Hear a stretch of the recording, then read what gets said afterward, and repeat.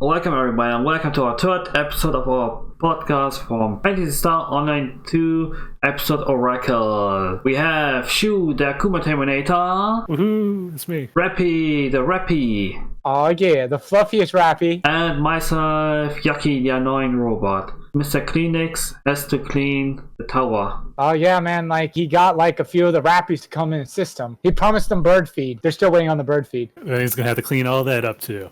Oh yeah, man. So, Rappy, we're talking about your favorite character first. Clarice Clays, how do you like her? God damn it. Wait, you don't like it? Oh, I fucking hate her.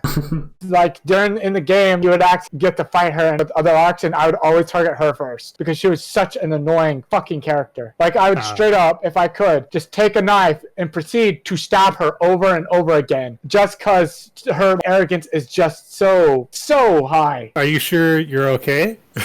Need help? No, I don't need any help. Just don't like her personality. I also love how they like modified her in the anime to look a lot older than 9. Yeah, it does seem like that. Yeah, I think they kind of toned down her arrogance in the anime a bit. Oh no, because she does exactly that, but to our character, like she does it in small bursts. She doesn't like start calling your character a peon. At least that in the subs.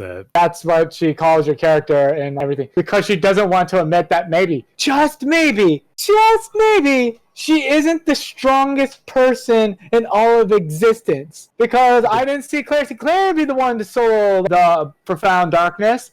Oh, that's right. What was she doing? Oh yeah, that's right. Just standing back and letting me do all the fucking work. Well, if she stepped in, then there wouldn't be anything left to save. If she stepped in, I would have like grabbed her by the hair and threw her straight at profound darkness and said, "Here you go." Oh man. I really don't like her. Speaking of characters, how about Sarah? She seems like completely different than... Oh yeah, I actually like her personality in this one. Yeah, because in the game she's really kind of grumpy, grouchy type of character, but in the anime really. So far she seems a lot more cheerful. Well, that's because she doesn't trust our character until she gets the husbandino. Oh, the husbandino? Yeah, her husbandino. Well, no, in the game, once she finally gets the husbandino, that's when she like chills the hell out. Can you really blame her though? It's like the moment she actually finds that person that actually seems to work with her, that's when she starts chilling out. It's kind of like with our character with Matoi. No, I'm thinking of someone else. My apologies. Yeah, it's like Echo with Zeno. Like when Zeno's not around, like she's just unbearable. Are you talking about the part where Zeno is currently not there, or... Like, whenever Zeno is not there, that's when the mask falls off and it shows, like, how much she depends on him. Because in certain areas, she changes classes, and all those classes she changes into, she's a failure. Hey, I'm going to be this class. Okay, so you know the most important skill in being this class, right? No. Why are you this class, then? It's like someone who becomes a programmer who doesn't even know how to do a simple if or else. How are you supposed to survive? I believe in myself. You can take your belief in yourself and go over there. But anyways, enough about that. Let's talk about the episode now. Oof. Yeah, that was part of the episode. How do you like Ash fighting the Dark Ragni? You mean the only person who apparently knows how to fight a Darker besides urinating all over themselves or like nuking the whole goddamn area? That was a pretty cool, well-animated scene, just seeing him slam down, definitely. Chop up its legs. Oh, definitely. I'm not going to deduct points for that. That actually would have taken quite some time. And the amount of research they actually must have done to actually get that just right. Yeah. Also, with the legs in the game, you can actually hurt the legs, and then the legs are actually hurt, and then the boss cannot move that well. Long forgotten mechanics of the Ragni boss. I mean, no, actually, all that does is like you break a leg, that exposes a weak point, and it goes back to doing its thing. Yeah, but still, that they implemented. Use this tactic that you break its legs. Yeah, before like they turn the entire game into like who lives on pineapple under the sea. SpongeBob SquarePants. Oh god, no, not the sponge. Like that's all they do is just like make enemies into sponges and like have them deal massive damage. But I could go and fight them in this way. No. You have to fight them one way and they're nothing but sponge. Game too easy. Sega, please buff. But you have all the best stuff in the game. Sega, game too easy. Please buff. To be very honest, if they were to make the anime like the game, the MC would be running around with a big giant sack of cheese because that's pretty much what you would be doing the entire time. You can't hit me! Throws Parmesan at the enemy. You can't hit me! Throws Swiss cheese at the enemy. Well, speaking of that part where the MC he's like stealthing through the woods and he sees the Fang Banshee or Panther. Oh, that was amazing. It was really cool seeing that, but he's sneaking around, you know. It's like where do they learn stealth tactics? I mean, I would actually be all right with that. They actually did that with the forest. You have like a detection thing, and the higher it goes, the more powerful enemies spawn. Or maybe he was just trying to do his like daily quest and want to rush past all the enemies. You know. Rush past. Oh man. Wait, actually, if my memory serves you right, wasn't that also a? I don't know. I didn't catch that. Yeah, I didn't catch it either. I didn't pay attention. I don't know. Like, I was wondering if it was a rare Fang Bantha or if it was a normal one. Because if that was the case, then, like, I can understand the MC not wanting to fight it. Because in the game, if it's rare, it has double health, double damage. It's scary. Yeah. I mean, he also was concerned for Matoi, so that's another reason why he didn't want to waste time to fight a field boss. I mean, to be very honest, if this is the MC, he could just beat the Fang Bantha into submission and then just rode it like a mount. Yeah, but then we couldn't see Maria. Oh man, you're right. We gotta meet a waifu quota. Okay, let's see then. Counting that, we got T, Patty, we got Claire. Who else? The female robot. I forgot her name. Lisa. What other? There's no other one in this series right now. No. The female one. She's on the Council of 6. Maria. Oh shit. Then there's also Sarah. Do we have any more waifus? Matoi? Okay, she counts as half a waifu. Why only half? Because she's... Is there something I should be aware of? Boring. She doesn't have a real personality other than, I was born to be your partner. Hila, the nurse. If I could put my hand on your shoulder, I would put it right there, and I would just say, we don't talk about her. She's too good of a waifu. She counts as 3 waifus, but because of balance reasons, we don't count her. Yeah, you gotta make it fair. Oh yeah, man. She gives you the drinks every quest. Oh yeah, that's more support than every other character. We can do this! That's nice and dandy, but I'm getting my face beaten. We can do this! You're gonna cast Wrestler anytime soon? We can do this! I don't think we're gonna do this. Alright, so, my prediction from last time was right. People are being possessed. Oh, you predicted that? We're talking about Dark FALZ something. Oh yeah. Oh man. Are we spoiling the name? No, not yet. Okay, we're gonna wait a couple of episodes. Okay. I'm gonna be very honest. Sarah must have been pretty busy if she's just like is beating the crap out of people who pass by that cave. Yeah. Seems like a pretty fun job.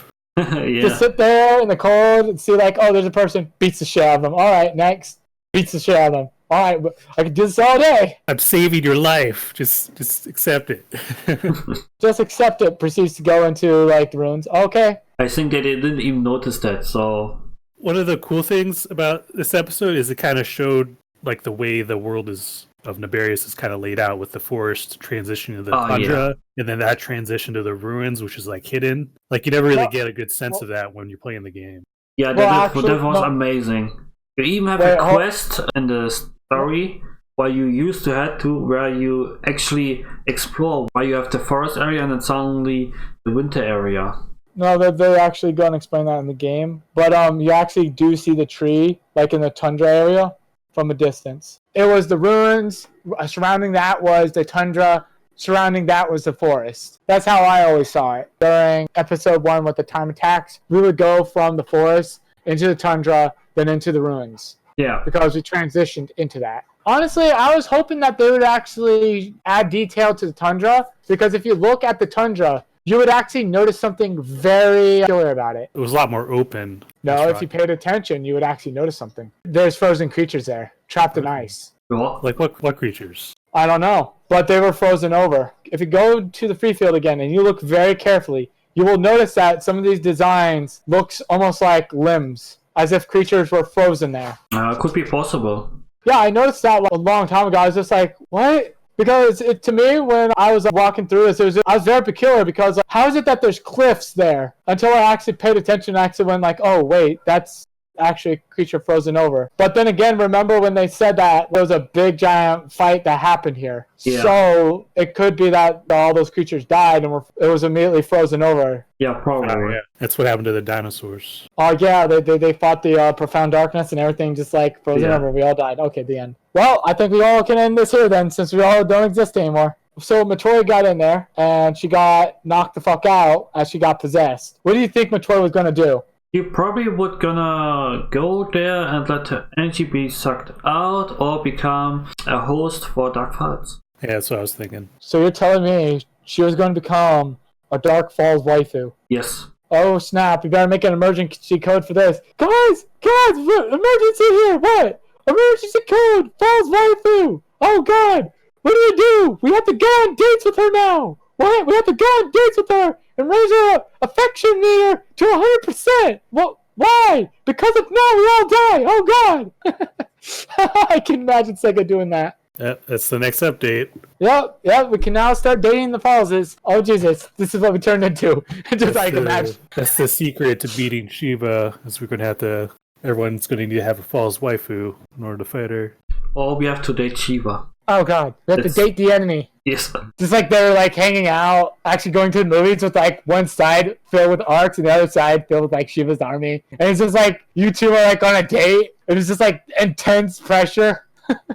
Honestly, I don't know what she was going to do. We probably will find out later if we do. If not, then not. No, actually find out what happened. Too close to them, they actually die. We saw one actually died. When Getamart saw them, somebody run towards to the pillar, and he's checking it. He died. Well, actually, the reason being is, remember when I said in the earlier episode that arcs tests to see how much photons you can absorb and all that? No, he was possessed. Yes, but think very hard why he would possess a mass amount of people. Think about it. No. Or to find a good host. Probably. Exactly. Because remember, if the host can't hold in all the FALZ energy, then how is it supposed to escape? Because it needs to find a host that is capable of holding all the negative photons. That's why you saw them die, is because too much negative photons, their body couldn't handle it, so they just flatlined. Okay? Okay. We had the pep talk from Getamart once again. No one listens to Getamart because he's an idiot. Oh yeah, he didn't really do too much. Except like be a pain in my ass. Yeah. He's a big jerk because he was showing like how he didn't really care about the other guys getting possessed and stuff. I mean, to be very honest though, he's suffering from the not enough waifu emergency code. Yeah, definitely. Oh yeah. I mean, you can't replace your waifu, but you can go and get enough waifus to replace her. Really? No, not really. To be very honest, like with his personality, I can see him not getting any waifus except that one. That brings it to another question now. I would like to actually know what the timeline would have been like if like Genom actually had a waifu. This waifu, not like the original one, not this replacement crap. I want to know if there's episode 0, which is only a comic or manga, which kind of sucks. I wish there was some kind of translation or at least the pictures uploaded. I remember Sega hinting at actually making that into in-game thing. That would be amazing. In fact, there was supposed to be another person from 10 years ago who knows you. That would be very interesting. And you actually get to see what Shiva looks like, and you actually get to meet Getamart, and he's actually a pretty nice fucking guy. I would actually be friends with him. I like that Getamart, not this episode 1 crap. Yeah, the episode 1 crap is because he's still suffering from 10 years ago. You have a waifu right there who's willing to shoulder all the responsibility and be your waifu. Come on now. You can't get better than that. Yeah, but he blames himself, he blames Xeno. I think it's a lot there. Well, here's a little thing, okay? It's called stop blaming yourself. It's not like he caused it. Looked at MC. I know what you did. The MC did nothing to you. I'm just looking at our character and it's, I blame you. Because since our character had a chance to save everyone, but chose not to save everyone, then everyone who died, the MC can be blamed. I see. Because with our character, we were picking and choosing who lives and who dies because reasons. I see, yeah. But I think also Sion told you what exactly you had to do and that you cannot interpret anything. Uh-huh. For example, you were not supposed to say, hey, my name, you were not supposed to say what's your name is. Otherwise, especially Zeno noticed you look familiar, but he couldn't make a connection. Why you look familiar? No, because this was the optimal storyline that we did. The worst case scenario is we get a Persona timeline. And honestly, I really, I'm always going to be fucking annoyed. It's just I want to see Persona's timeline. I want to see all the shit he had to go through. We're probably gonna see it. I think we're seeing it right now. Oh, snap. What if it is? What then? Oh, God. Then we are getting Dark FALZ Afin. Dark FALZ Afin waifu. Bam. So now those people who always wanted a harem, you got another one added in. Now it's just you get a surprise if you go on a date with Alfin. Oh boy, what is it? You'll find out later. What do you mean later? You'll find out. Eyeball. Oh God. I hate you. I hate you, but I find that funny. Afin's complete goof up at the start of the episode. I saw Rappy already did some picture and he was like, fuck you. Out of nowhere, he's just laying down, he's just falling out like that, and it's are you trying to tell me something? Maybe. You be the happiest little Rappy in your little nest over there. Just don't be offended when I'm not joining you in that nest. I'm not offended, I just find it funny that you do not join. Yeah, to be honest, that scene there, that made me cringe more than seeing decapitated heads or people being sliced up. Because it's just I can just imagine all the erotic fan fiction being made now of it. Oh no, that's gonna be a similar now. No, actually, Afin's gonna be memed really hard. He's already being memed. Don't worry, the erotic fan fiction comes in afterwards. Yeah, Afin and Eyeball. Oh God, no. It's gonna happen, it's gonna happen. Yeah, it's gonna say nothing but that the entire time. I'm laughing, but I'm crying on the inside. Oh God. Okay, so you want to give our final scores for this? Yeah. Yeah. Okay. All right. Let's start with our host. I would give the episode 8 out of 10 Rappies. Oh damn, that's nice. That's nice. Yeah, I actually liked how Getamart was the asshole he used to be in episode 1. Also, Maria was badass. Maria made the scene really amazing. I just like Maria. Maria's a really cool character. She can do a lot of things.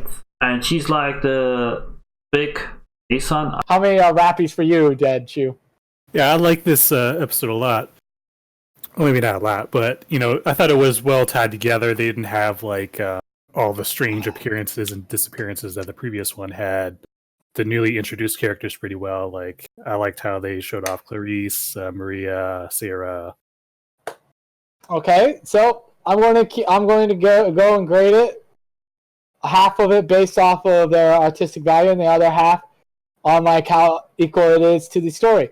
So let's see. Not much of the story was there, so I'm going to have to give that a low grade. But the artistic, I give it, yeah.